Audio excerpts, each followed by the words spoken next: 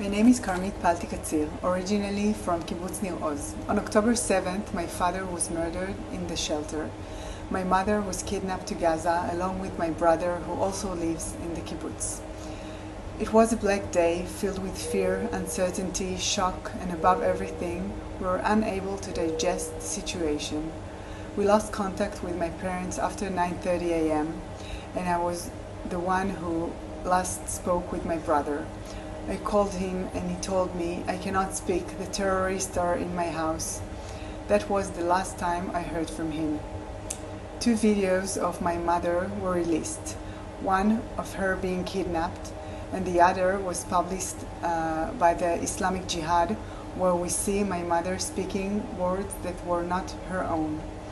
We were happy to see a sign of life and simultaneously filled with worry. In the last week, the Islamic Jihad announced that my mother was to be released due to humanitarian issues, and a few days later, they published that she was dead. Last Thursday, we were told my mother was to be released. We were very happy, but also wanted to keep a low profile due to the uncertainty of negotiation with terrorists. When we saw her at the hospital, the reunion was filled with emotions.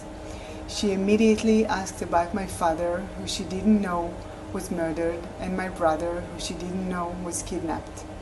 She isn't in a good medical state because she didn't receive the medication she needed. She lost 20 kilos and obviously overcame a major trauma. We're ecstatic that my mother has returned, but we're still fighting for my brother Elad and all other hostages who are still held under Hamas.